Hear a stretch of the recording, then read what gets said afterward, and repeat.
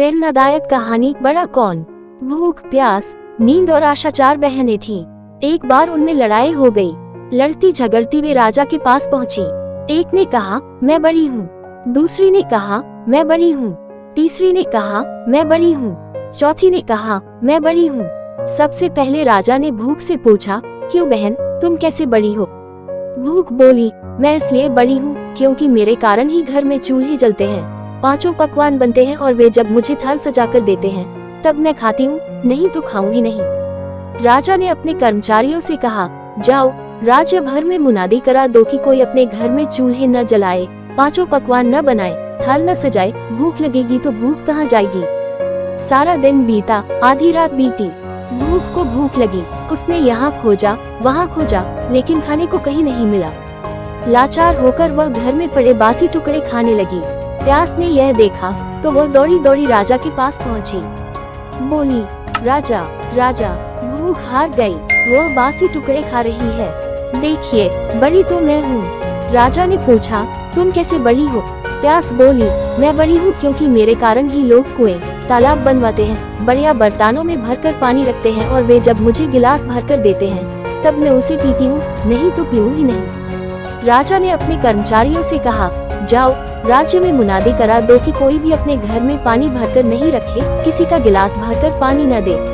कुएं तालाबों पर पहरे बैठा दो। प्यास को प्यास लगेगी तो जाएगी कहाँ। सारा दिन बीता, आधी रात बीती।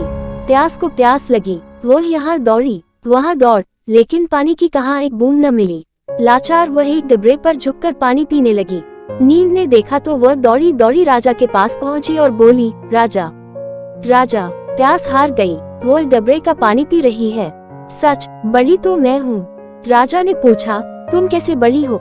नींद बोली, मैं ऐसे बड़ी हूँ कि लोग मेरे लिए पलंग बिछवाते हैं, उस पर बिस्तर डलवाते हैं और जब मुझे बिस्तर बिछाकर देते हैं तब मैं सोती हूँ, नहीं तो सोऊंगी नहीं।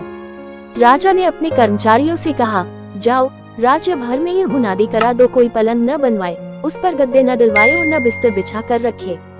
नींद को नींद आएगी तो वह जाएगी कहाँ। सारा दिन बीता, आधी रात बीती। नींद को नींद आने लगी। उसने यहाँ ढूंढा वहाँ ढूंढा, लेकिन बिस्तर कहीं नहीं मिला।